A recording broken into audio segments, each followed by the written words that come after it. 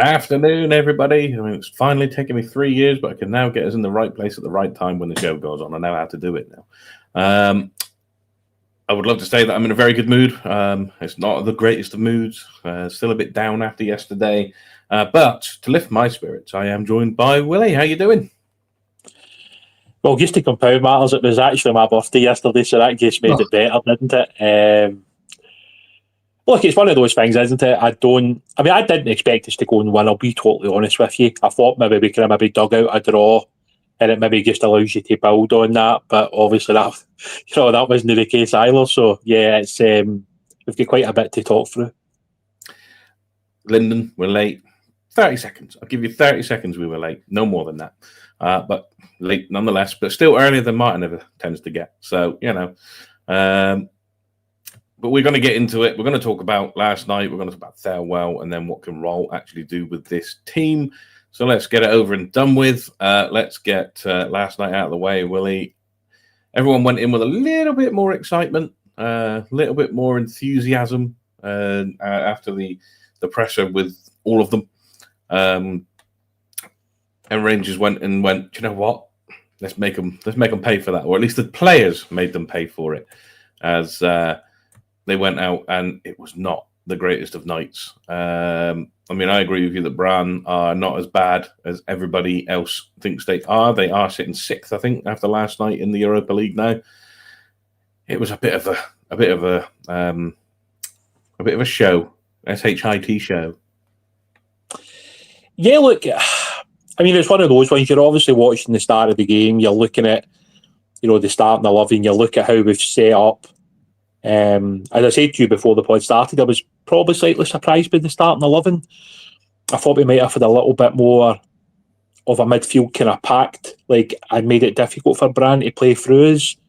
I get the fact the manager didn't want to change a huge amount from what has probably been done previously, because, I mean, what can you do in a couple of training sessions realistically? Mm-hmm. And I think the big thing that stands out about last night is, no matter who the manager is, sloppy individual mistakes will still hurt you at any level of the game. And that's really what hurt us last night. Some really poor decision making from individual players, not picking up from set pieces, which seems to be a constant problem for us. I mean, there's no excuse, especially that second goal for me. I think that's pretty unforgivable stuff from Magoma. Like, he's right next to his man, and then when the ball comes in, he's like, it only takes half a step at that level, and the ball can be in the back of the net. But in all honesty, 3-0 was fair. They probably could have scored another couple if they'd been really clinical. We didn't create a hell of a lot. Probably not too many positives to take out of the game, in all honesty, and I think that'll probably be the frustration for the manager when he looks at that game, because usually you get a reaction, don't you, from a new manager. I don't think we really seen that last night, and that'll probably be the biggest disappointment for a lot of people that watched that game, because I just don't think you can make those errors against a certain level of opposition, and last night we were punished for them. We were indeed. There was and one of the main fans, I know he came out and he did a interview after the match. This is all over socials with Tav, saying he's raging, he's disappointed. All things we've heard from him before in that sense, but he's never come out and said he was raging. It was different from Tav, and as much as I do like the guy, I mean, I do think he has done his part at Ibrox over the years since he's been here. The game for him has passed him by now. I think he's just not at the level where the game's gone, and it shows. But part of that's not really his fault, because we've got no one to replace him. But as this comment here says, he was part of it. All flakes and Brann last night. And Tav, that third goal sticks out because the guy just walked past him. They just walked past him like he wasn't even there to get that ball in. And then there's extra errors after that as well, but didn't even put an attempt in. And that is something that has been criticised with Tav throughout his entire time here, that defensive-wise, he's just not at it. I think the biggest thing for me in probably the last couple of days is, and it's not usual for our players to speak in this manner, but you look at Jack Butland, he basically called out some players recently, which don't really tend to do that when you're in a kind of group environment, don't you? You don't really tend to have a pop at other players. And obviously Tav did that last night as well. He probably includes himself in it, which I think he absolutely should, because at the end of the day, when you're the club captain, a lot of that responsibility falls on you as a leader, to make sure that the players aren't dropping their standards. But I don't remember too many Rangers players doing that in the last 5 or 10 years. But within a couple of interviews, when you look at Jack Butler, when you look at James Tavernier, they're basically calling out the other players in the team, and to me it's quite unusual, to be honest with you, mate. I don't know if you remember too many times Rangers players actually doing that to the players in their team, because that's basically what Butler and Tavernier's done. No, I've not known it to be done publicly. I think Kenny said it last night on the pod. It's like there used to be players that would call you out on the pitch. They wouldn't take for coming back and post-match interviews. You'd get called out on the pitch. And Kenny was saying, can you imagine the likes of Bomber Brown standing for some of the stuff that he's seeing out on that pitch right now if he was still playing? Yeah. It just wouldn't happen. But they have put it out in the public world, so we're all to see it. Butland's, I like Butland, but Butland has kept us in games this season despite us still dropping points. If it wasn't for him, we'd be a lot worse off. Absolutely. Tav, I get what Tav's saying, and it might be that he's surrounded by the weaker players that he's got now, and therefore it's having an effect on his performance, because you play as good as what's around you, really. But for the past season and a half or season and a quarter, if we go in, Tav's been one of the main issues with the team, and we all thought that he would be stepped down this year to more of a squad player if he was staying and come in when he's needed, because I think that's what's needed for Tav now, just to be fair to him, because he does have a legacy at Ibrox, because he won his 55. He was the captain of the European finalists, so he does have a legacy there, and it's getting tarnished because he's having to play in that position. The one replacement we've got is Max Aarons, and we're going to have to give him a run if we're going to let Tav have a rest. So it's kind of a catch-22 situation. But before we get you back in on that, just a bit of housekeeping. Graham 4985, I don't know what happened to my voice then, is coming as a new member. I don't know if that's an upgrade on a membership. I can't see that at this point because I haven't got YouTube up to look at it. But thank you very much for your membership, part of the Rabble Network and the YouTube Fan Network, and enjoy all the extra content that you've got. And then we'll go with this one. There's a lot of chat in the chat about Chamiti. We haven't talked about Chamiti, but Mr. Baseman it's Mr. Baseman. That's just his YouTube thing. He's telling the chat, calm down, lads. Chamiti is going to triple his value, according to Thelwell. Keep the faith. He'd never mug us off, and giving us 50 Norwegian krona for that super chat. Thank you very much. Chamiti, then. I think we've seen such a small sample size of him. I'm not going to sit here and absolutely slate the guy. I'm not actually too sure what his best qualities are yet again. So how do we get the best out of him? Do we need to set up in a slightly different way? Do we need to get the ball into the box earlier? Is he better with the ball at his feet? I think we need to get to the bottom of that, because when you pay that level of money for somebody, and that's not his fault. Nobody's blaming Chamiti for the fact that the club decided to pay that huge fee for him. That isn't his fault. That's basically on Kevin Thelwell and the recruitment team. So when he came in the door, the level of expectation on this guy was ridiculous. It genuinely isn't something I've seen for a long time. And strangely enough, we've probably get more out of guys who cost us less money. When you look at Morelos, what he brought back, obviously Hamza Yigaman, were basically the same kind of fees, around about £1 million plus. And yet again, people were very critical of Cyril. I think Cyril cost us about 3.5-4 million.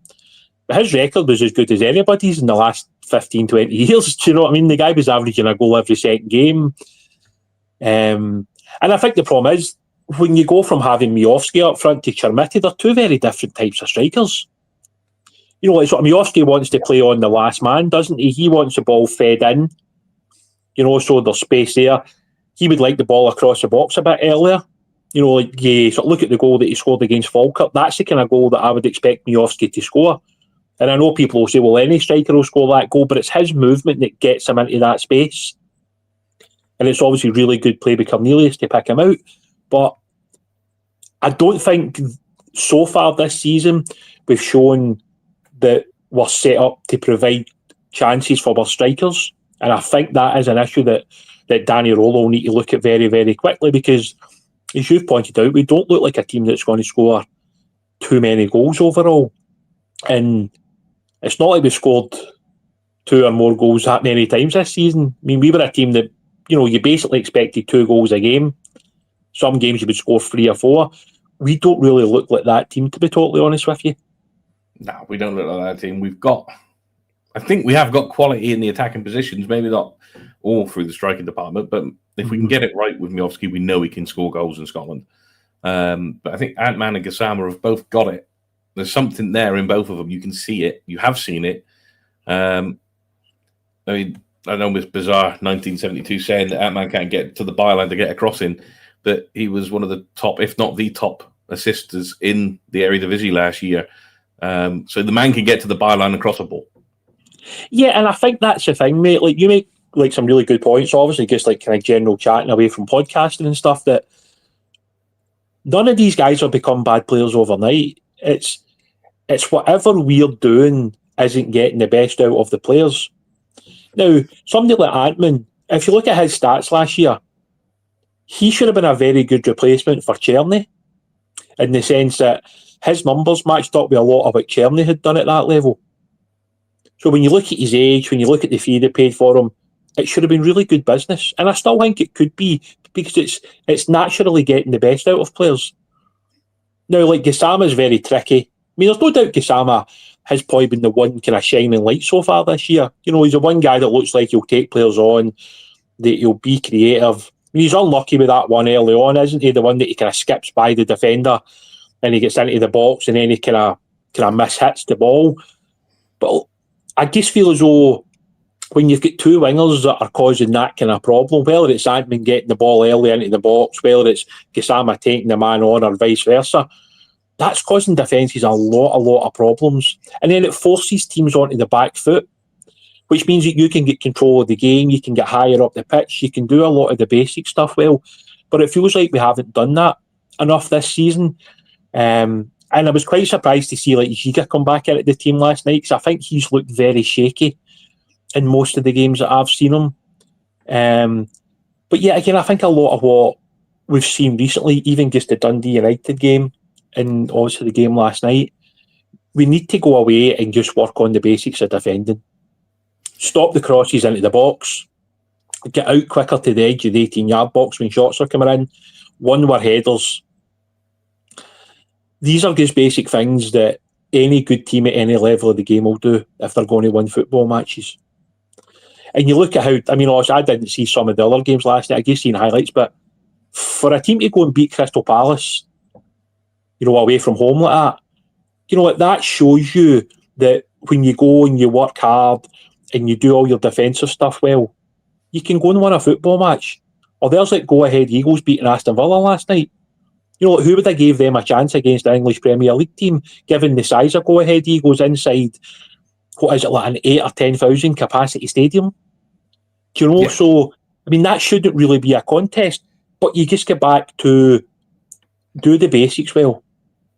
Like, defend your box, make sure your midfield players are tracking runners, and see the longer the game's at 0-0 away from home, the home fans start to get a bit nervous, a bit anxious, and that's when your opportunities can come. Or if you can quieten them down by getting that first goal. But recently, in the 3 European games that we've played so far this year, we've not really been able to hurt anybody.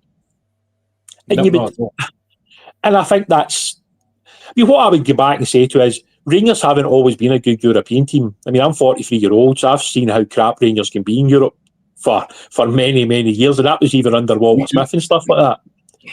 So, like, it's only recently that we've became a team that have this faith, you would almost say, that we're good enough to go away to Sturm Graz and one that we can go to Brann and win. And I think that's a good thing, personally. But we've actually dropped off a cliff this season in Europe, especially in these Europa League games, where...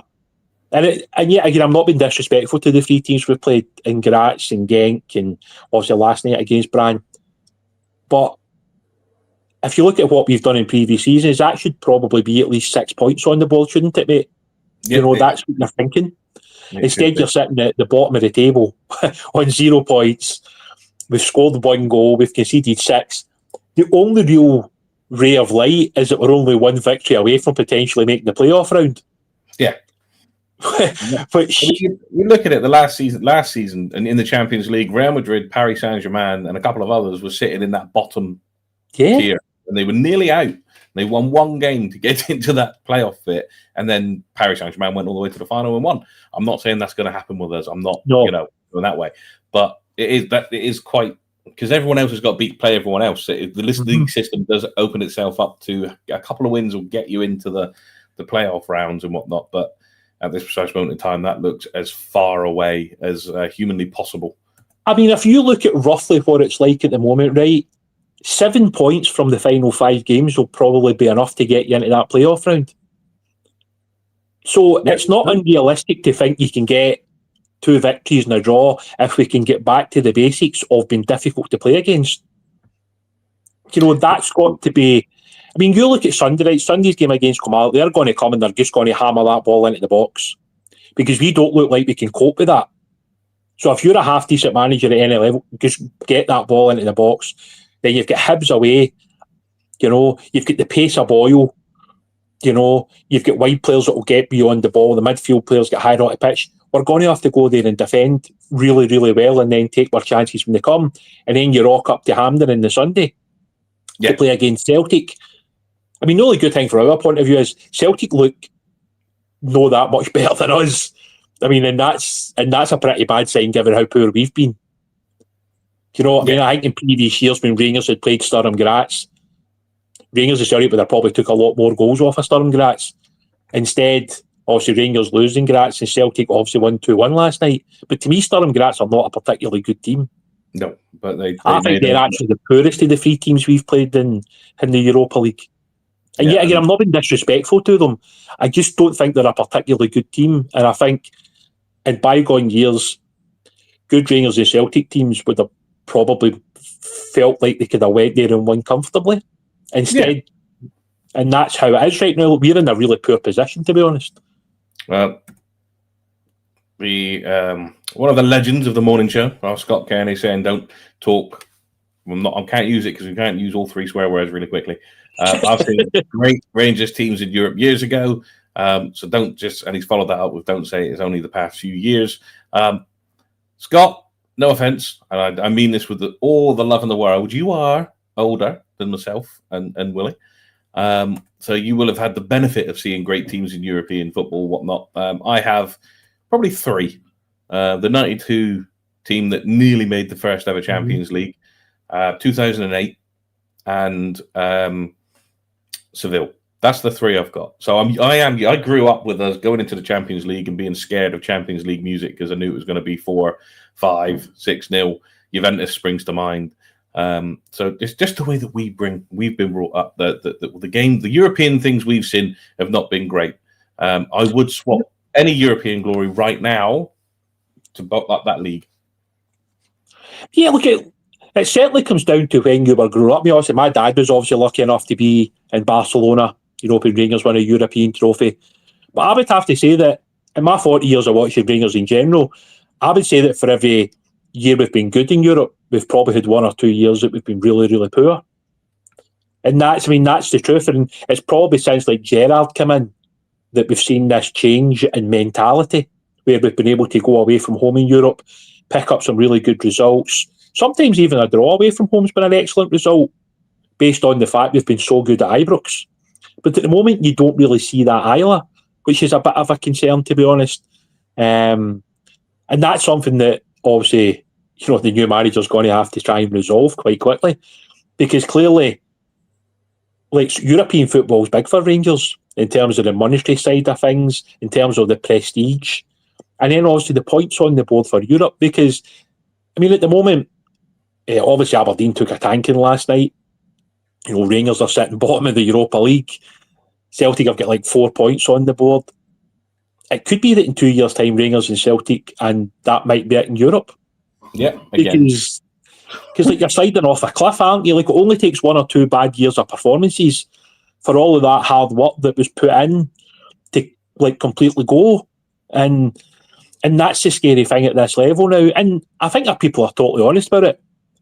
UEFA couldn't really give a toss if Scottish clubs are in Europe or not. You know, they couldn't really care less about stuff like that. I mean, if anything, they don't really want Rangers and Celtic or Hearts or Hibs in the Champions League. Like, that's not really something they have any interest in. I mean, you look at some of the results recently in some of these Champions League games, you're now seeing teams take a proper hiding. You know, some teams are losing 5, 6, 7 goals. To me, that was never what the Champions League was about. No. But now there's such a huge gap between what you would consider to be the top teams and then some of these lesser teams that are trying to almost just get into the Champions League just purely for the financial gain of it. Because, like, the realistic side of it is they're not going to actually do anything. It's so difficult. That original Champions League, the very, very first one, I think that setup was perfect. You know, you had your knockout rounds to get 8 teams, and then the 8 teams played in the Champions League system, and the 2 teams from that went on to the Champions League final. I thought that was the perfect setup for it. And then UEFA, because it's a money grab now, it's just, let's change it. How can we do it? We'll change tact a little bit, because one man who's getting it a lot, and he is in the agenda of today, is Thelwell, with fairly decent reason. Robert Jackson started it all off with 7 of those starting 11 were Thelwell's. Enough said. He needs to go now. It's a common theme, and again, they were confronted at the airport last night at Brann or Bragan. I don't even know where they went. Bragan sounds about right. Sounds Scandinavian. It's got to be Bergen or Stavanger. I would have thought something like that's proven about that. But Thelwell, for all his bluster in that press conference and his tapping of the table and 25-8 and all this sort of stuff, you can't get away from the fact that he has brought these players in. Whether he says he didn't have final decision and it's the manager or the coach at the time, because he can't blame Roll for it because none of these are his. That team last night packed with people that Thelwell brought into the club, so it shows you that the man's not doing his job right. I mean, where do you start? Look, there's no doubt that so far this season, whether that's down to Russell Martin's style of management, whether that didn't work for the players, I think we can only wait to see what, obviously, Danny Rowe can get out of the players. I think we'll obviously judge that over the next, well, probably until the end of the season, realistically. But yeah, there's no doubt about it. When we've recruited over the summer, we aren't a better team than what we were last year. I mean, I don't think anybody can get away from that. I think the most damning thing is the amount of goals we've lost in the team. When you look at Czerny, Dessers and Hamza, you know, they scored, 50, 60 goals between them last year? Yeah. We've basically replaced them with players that are really struggling to score goals. I mean, obviously, Chermiti still hasn't scored. Miovski's obviously scored a couple of goals with very little quality into the box. Tello's obviously recently just scored his first league goal. Antman and Gassama, we would probably like to have seen more goals coming from them. We probably haven't seen the best of Rothwell, who I thought when he was signed would probably be one of those pivotal players that would have been on the ball, that would have sparked the team. Max Aarons has looked almost scared at times when he's played, which is never a good sign for any professional footballer, never mind trying to rock up to 50,000 people at Ibrox. Jayden Magoma, yes, he's made mistakes, but for a guy that hasn't played much first-team football, you're going to get that. That's why leaving basically one left back in the squad was quite scary, in all honesty. And it was all fine and well selling Yefty and selling Ridvan and allowing Robbie Fraser to go, but then you basically left that left side of the park open. Yes, they can say that Cornelius can play as a left back, which he has done, but I think in general you would probably see him as a centre half. Giga to me just looks like the poorest of the lot so far. He genuinely looks like he doesn't know what he's doing. And for a guy that's actually played at a pretty decent level, played in the Champions League, you know, he obviously got a good move to Wolves. He's a pretty good age for a centre half, because you can still obviously consider that you can work on certain things. But Giga to me just looks way off it. Yeah, and I think that nervousness is not helping anybody. See, when you look at that back four, I think the team looks nervous, and that yet again falls back to the recruitment, because at the end of the day, when you're the guy at the top of the tree and you're the guy that signed off all of these moves, whether it was your decision, Russell Martin's decision, the recruitment, the analysts, all of these guys in the background, you would have to say that so far this year, very few, if any, of the players that have been recruited are, what would you say, that they're better than what we had last year? Because last year we wouldn't have lost these three games in the Europa League with the squad we had last year. We would have found a way to probably win at least two of them. And this year, we haven't actually looked like picking up points in any of them. And that's just been totally honest. Yeah. I mean, we picked up the players last night. There was you can go through the list of who was decent and who was not. And it's a very short list of who was decent, because it was Butland, and then the other 10 were awful. Most of them brought in by Thelwell. And the ones who have been there for a while should have been able to grab them by the neck and say, right, let's get going. We've got to change this. Let's do this now. This lot won't. That lot in the corner, they're going to give us pelters for this if you do not get going.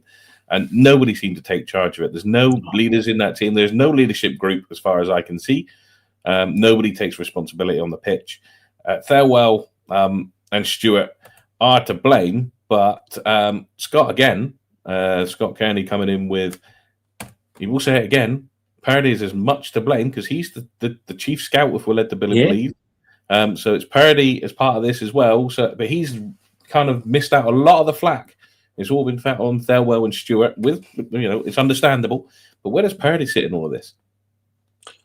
Well, he's right up at the same level as Thelwell, isn't he? And these are the guys that are. I mean, for instance, right, even if you just look at one or two players, right. If Russell Martin has went to Thelwell and Purdy and said, "Look, I need another striking option, somebody that's a bit different from Miofsky," so they go away and they look at. I don't know what they look at. I mean, I take it they've got a database that they look at, and there's obviously reports on there. They'll have some of the analytical data that's on there that they can look through. And you can't tell me out of all of the players they could have looked at and decided to sign that Yusuf Chermiti was top of that list. Right? Yeah, no chance. Nobody can sit here and say that was the right decision. See, if they took him on loan with an option to buy, that would have been fine, because you can look at a player and decide, right, that's not what we want. It might have cost you £1 million in a loan deal, but it's not worked out. Instead, we've handed over a guaranteed amount of money to Everton in the region of £8 to £10 million for a guy that has never really been a good goal scorer, which you need to be at that level. And how can you say that his resale value is going to increase when he can't score? So those are quite damning things, right? If you look at somebody like Magoma, I mean, you're not picking on the kid because he is a young player and he could well come good. Maybe this is just not the right place for him right now, which is possibly true, given how bad it has been. But somebody like Magoma, why would you not go out and first of all look for somebody that's got a bit of experience, that can take that role on pretty quickly and can also be a leader within that back four? Because when you even just look at some of the other players, like obviously Giga's come in on loan, Cornelius has come in on loan, Max Aaron's just come in on loan, surely you then sign a left back who you think is going to be there for the next 3-4 years, right? Yeah. Instead, we went out and brought in a young guy who has moved for a lot of money at a young age because he was obviously sought after. But surely just throwing him in there like that is a huge pressure cooker to put him into. And to me, like, those two signings are the two that really stand out to me. Antman, I totally understand it. I mean, I'm not a huge analytical guy, as I've probably said on pods before, but I get that it's now a huge part of the game. And speaking to some of the guys that obviously do that on social media, they were all saying, look, Antman kind of tops out. He should be an excellent signing in Scottish football. So, like, you totally get that. To me, somebody like Rothwell ticked the boxes. He's experienced. He's played at a good level. He helped Leeds get promoted for the Championship. He was a big part of that team. So you thought, good player to bring into our midfield, adds to the options of Raskin, Diamande, Barron, etc. But it just feels like with some of the recruitment, it's almost as though they've just went, you know what, I'll work with Chermiti at Everton. He'll do well in Scotland. We'll just go and pay Everton the money. Or Magoma. Oh, that's fine, Russell. You've worked with him before. That's fine. We'll bring him in. That's not recruitment.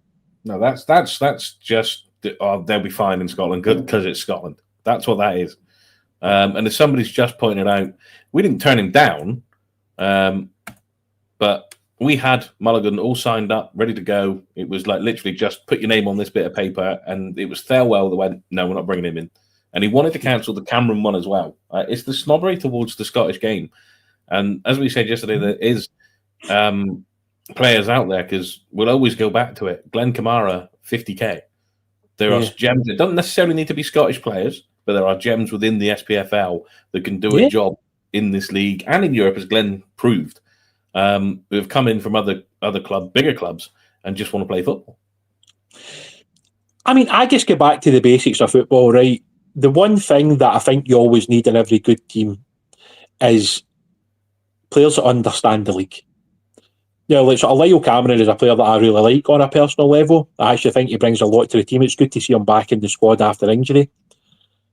Would Mulligan have been a better option than Max Aarons? You would have to say yes. Right? Even going through some of the other players that we could have looked at in previous years, would there have been better options than some of the players we've ended up with? Yes. I don't think you could argue some of those players.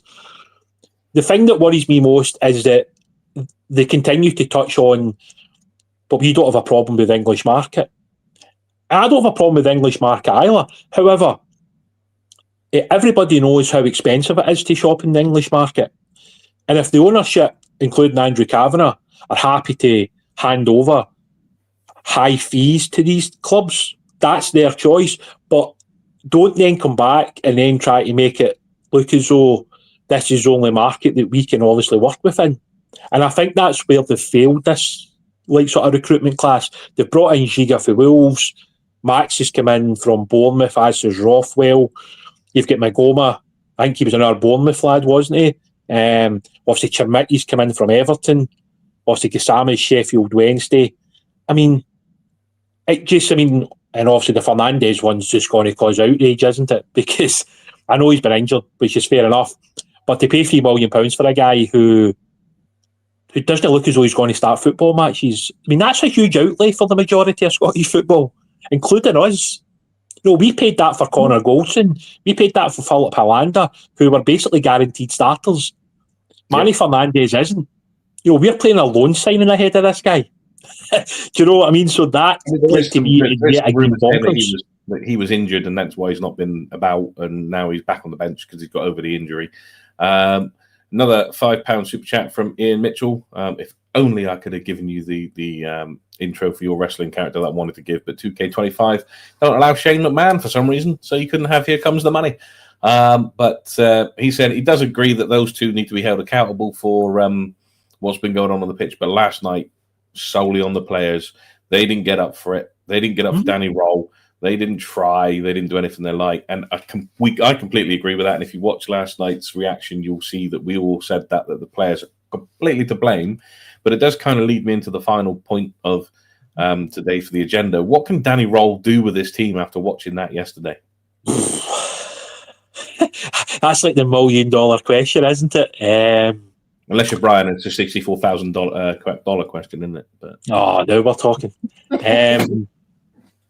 What am I thinking? I think just getting back to basics has got to be the bare minimum, right?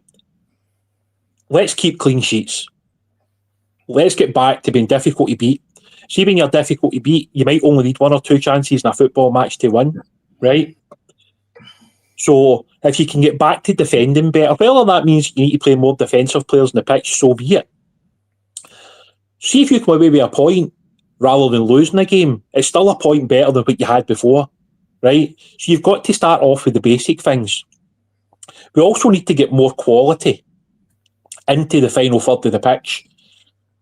And I think we've seen small snippets of that against Dundee United at Ibrox in the first half, which was allowing Tello to get on the ball a bit higher up the pitch, getting the ball a bit quicker into Antman and Gassama, So instead of us having to make 27 passes before it gets to these guys, you're getting them the ball within 2 or 3 touches for the goalkeeper, which in the majority of times is probably going to mean that you've got somebody one-on-one, which then allows you to get the ball into the box, which then allows your striker to get a bit better movement and potentially score goals.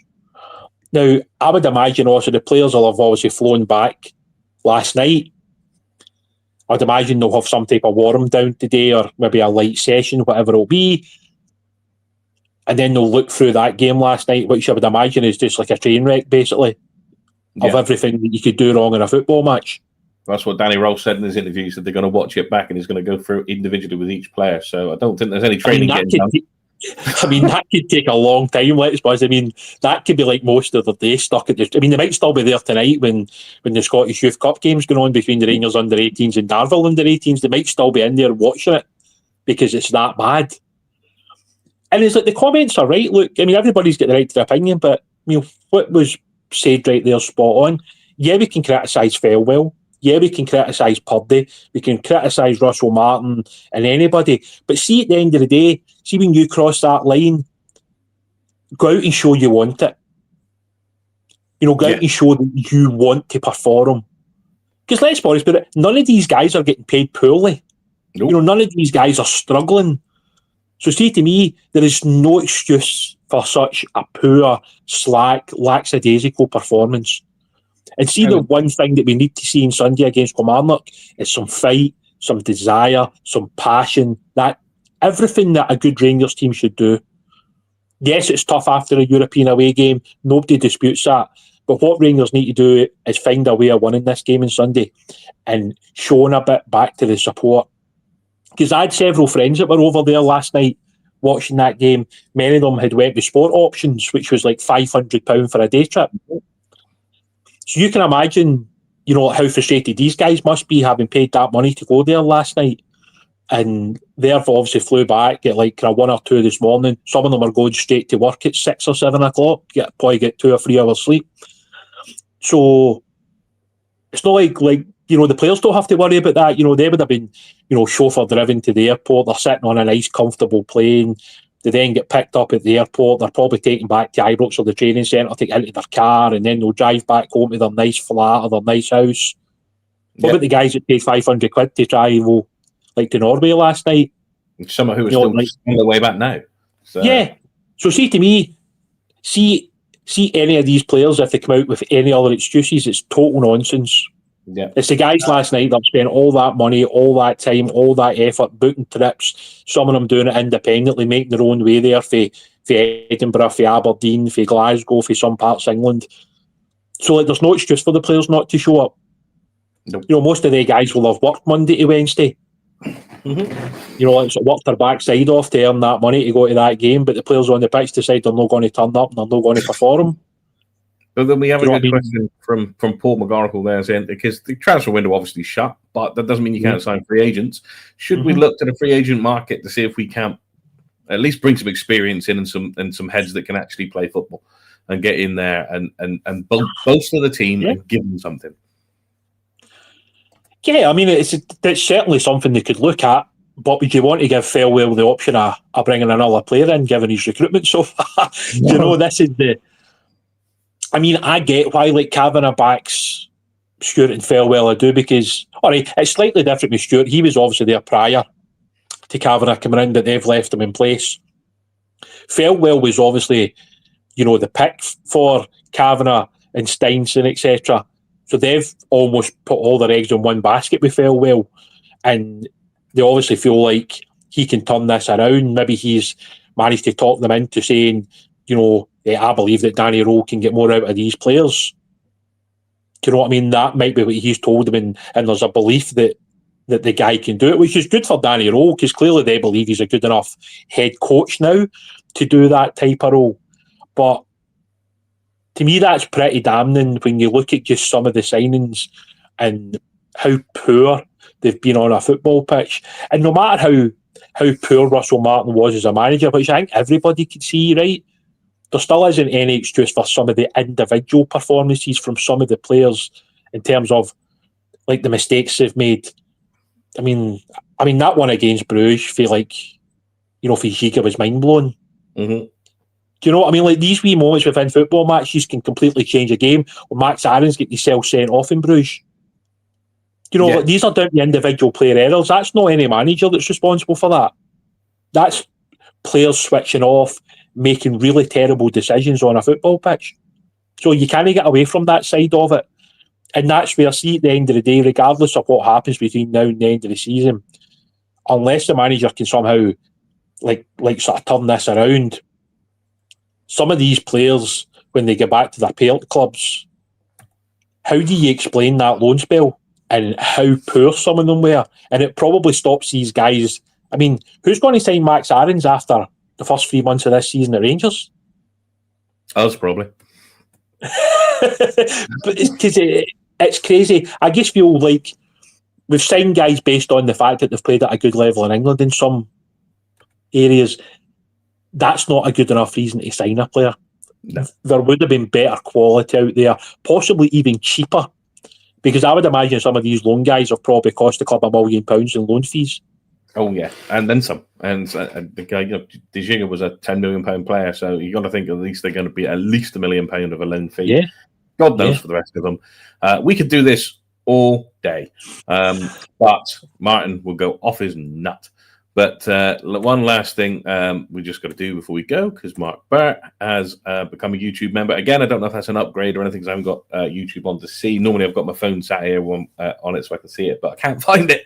It's in this house somewhere. God knows where it's gone. So thank you very much again for your YouTube membership. Enjoy the extra content. Can be up to 5 to 6 shows a day at times. 10 shows a week at least. So, you know, there we go.